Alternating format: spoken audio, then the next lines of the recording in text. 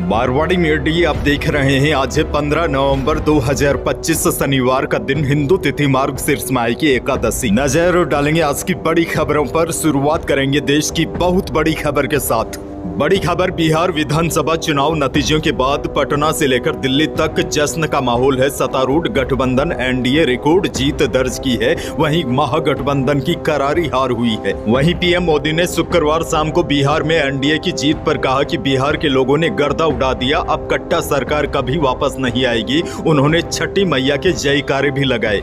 बिहार में प्रचंड जीत के बाद पीएम मोदी शाम को 6:51 भाजपा मुख्यालय पहुंचे। उन्होंने कार्यकर्ताओं का गमछा लहराकर अभिवादन किया। इस मौके पर पीएम ने 42 मिनट के भाषण में कहा कि बंगाल में भी भाजपा सरकार बनाएगी। उन्होंने कहा कि कांग्रेस अब मुस्लिम लीग माओवादी पार्टी बनकर रह गई है।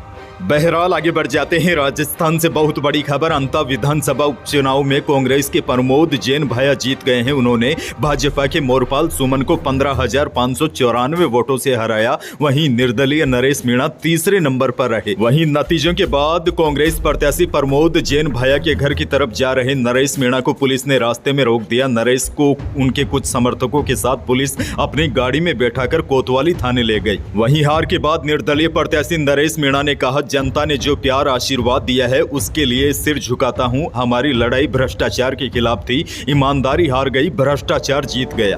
आपको बता दूं, इन चुनावों में कई बड़े नेताओं की प्रतिष्ठा दांव पर लगी हुई थी।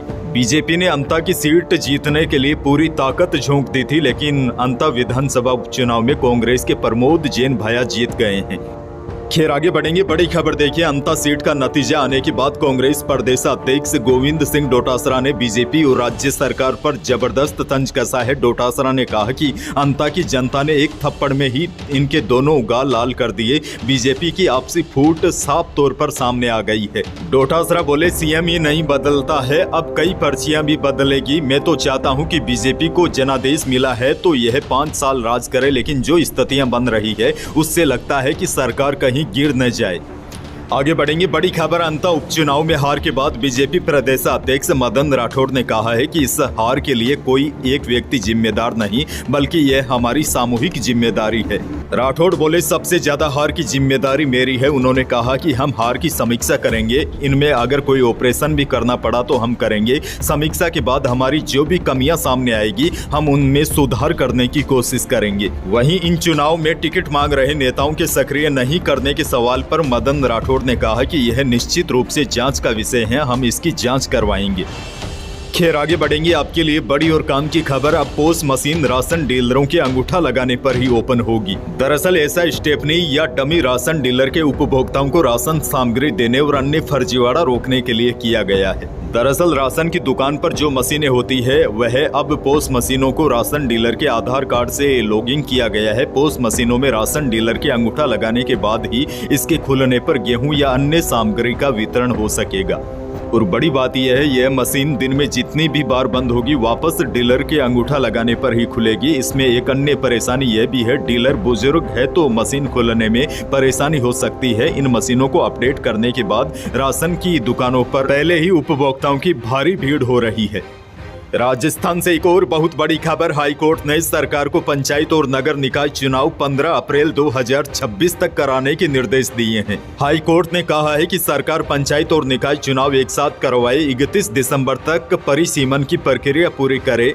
कार्यवाहक मुख्य न्यायाधीश एसपी शर्मा की खंडपीठ ने गुरुवार को गिरिराज सिंह देवदा और पूर्व एमएलए संयम लोढ़ा की जनहित याचिका सहित अन्य याचिकाओं पर फैसला सुनाया है। याचिकाओं में कहा गया है कि सरकार ने संविधान के प्रावधानों के खिलाफ जाकर अवैध और मनमाने तरीके से पंचायत व निकाय चुनाव को स्थगित कर दिया है। याचिकाकर्ताओं के अधिवक्ता प्रेमचंद देवदा ने बहस करते हुए कहा कि राज्य सरकार ने 16 जनवरी 2025 को अधिसूचना जारी करके इन पंचायतों के चुनाव को स्थगित कर दिया है, जो संविधान के अनुच्छेद 243 243 के और राजस्थान पंचायत राज अधिनियम 1994 की धारा 17 का उल्लंघन है।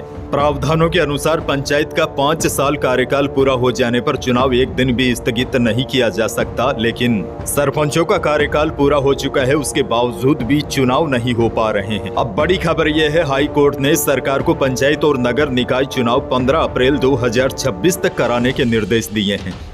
खैर बड़ी खबर देखिए, राजस्थान में मकान, दुकान समेत अन्य कॉमर्शियल प्रॉपर्टी और रजिस्ट्री करवाना महंगा हो गया है। राज्य सरकार ने इस बार रजिस्ट्री फीस यानी कि स्टाम्प ड्यूटी और रजिस्ट्रेशन शुल्क और जमीन की डीएलसी दरें न बढ़ाकर कंस्ट्रक्शन कॉस्ट यानी कि निर्माण लागत को बढ़ाया है। वैसे इसका असर आमजन के मकान, दुकान, फ्लैट की खरीद पर नहीं पड़ेगा, क्योंकि शहरों और छोटे कस्बों में जो संपत्तियां खरीदी जाती है उनकी खरीद वैल्यू सरकार की मिनिमम वैल्यू से ज्यादा ही होती है।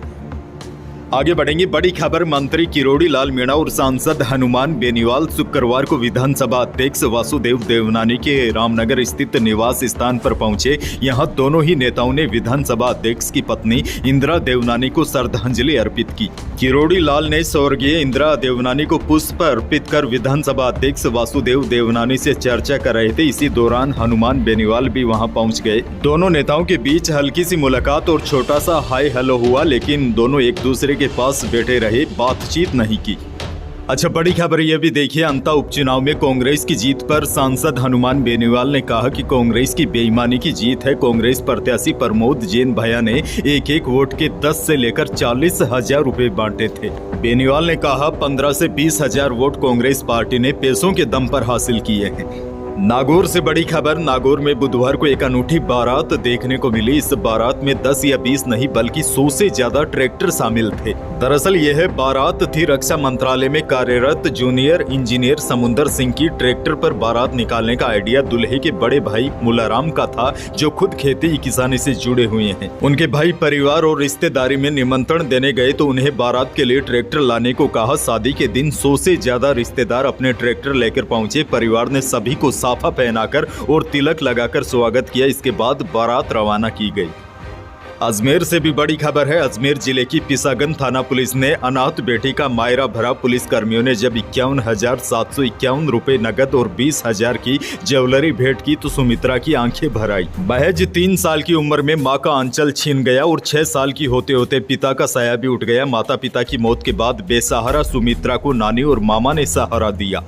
राजधानी जयपुर से बड़ी खबर, जयपुर के हरमाड़ा हादसे में हुई 15 मौतों के कारणों की जांच के लिए कलेक्टर की ओर से बनाई गई 6 सदस्यों की कमेटी ने 10 दिन के बाद अपनी रिपोर्ट सौंप दी है। हादसे का सबसे प्रमुख कारण डंपर ड्राइवर का नशे में होना माना है। इसके साथ ही ट्रैफिक पुलिस के नदारद रहने को भी इस हादसे के प्रमुख कारणों में शामिल किया गया है। वहीं राजस्थान में बढ़ते सड़क हादसों को लेकर सुप्रीम कोर्ट की ओर से बनाई गई रोड सेफ्टी कमेटी के मामले को भी गंभीर मानते हुए मुख्य सचिव समेत 6 अधिकारियों को तलब किया गया है। जोधपुर से बड़ी खबर, बिलाड़ा में 3,70,000 रुपए की रिश्वत के साथ डॉक्टर को गिरफ्तार किया गया है। जोधपुर में एसीबी ने बड़ी कार्रवाई करते हुए राजकीय ट्रॉमा सेंटर बिलाड़ा के डॉक्टर बुधराज बिश्नोई को धर दबोचा है। जोधपुर शहर की एसीबी चौकी ने कार्रवाई करते हुए डॉक्टर बिश्नोई को रिश्वत लेते रंगे हाथों दबोचा है। अच्छा, मौसम को लेकर भी अपडेट आपको दे दूं। प्रदेश में सर्दी का असर लगातार बना हुआ है। अब प्रदेश के लगभग सभी शहरों में न्यूनतम तापमान सामान्य से नीचे दर्ज होने की वजह से सुबह शाम ठिठुरन बढ़ गई है। और मौसम विभाग की ताजा रिपोर्ट के अनुसार राज्य में अगले 1 सप्ताह तक प्रदेश में मौसम साफ रहने और न्यूनतम तापमान में 2 डिग्री तक की गिरावट होने की संभावना है। इसके साथ ही सीकर और टोंक जिलों में अगले 2 दिन शीतलहर चलने की भी संभावना मौसम विभाग ने जताई है। अंत में एक और बड़ी और काम की खबर आपको दे दूं। राजस्थान में आजकल केवाईसी अपडेट के नाम पर साइबर फ्रॉड के मामले बढ़ गए हैं। ट्राई और सिम कार्ड बंद करने की धमकी देकर साइबर क्रिमिनल्स तक पर्सनल जानकारी पहुंचाई जा रही है। बैंक अकाउंट में सेंधमारी कर साइबर क्रिमिनल्स ऑनलाइन फ्रॉड का शिकार बना रहे हैं। बढ़ते मामलों को देख राजस्थान पुलिस की ओर से केवाईसी अपडेट के नाम पर साइबर फ्रॉड को लेकर एडवाइजरी जारी की गई है। पुलिस ने बताया कि साइबर क्रिमिनल्स आम नागरिकों को अनजान मोबाइल नंबरों से कॉल, मैसेज या फर्जी स्क्रीनशॉट भेजकर पहले धमकाते हैं और कहा जाता है कि आपका मोबाइल नंबर अवैध गतिविधियों में शामिल पाया गया है, आपके सिम कार्ड की केवाईसी समाप्त हो गई है, या फिर कहा जाता है कि केवाईसी नियमों का पालन नहीं किया गया है, इसके लिए सिम सेवाएं तुरंत बंद कर दी जाएगी। यह सुनकर लोग अचानक घबरा जाते हैं और केवाईसी के नाम पर लोग अपनी सारी पर्सनल जानकारियां क्रिमिनल्स के साथ शेयर कर देते हैं और ठगी का शिकार हो जाते हैं। ऐसे में आपको सावधान रहने की आवश्यकता है। ऐसे कोई भी फोन कॉल आपके पास आए तो उन पर विश्वास बिल्कुल भी न करें। यही थी प्रदेश और देश की आज की कुछ बड़ी और महत्वपूर्ण खबरें। वीडियो को लाइक करना बिल्कुल न भूलिए और चैनल पर नए हैं तो सब्सक्राइब जरूर कीजिएगा ताकि आप अपडेट रहे बड़ी और काम की खबरों से। धन्यवाद।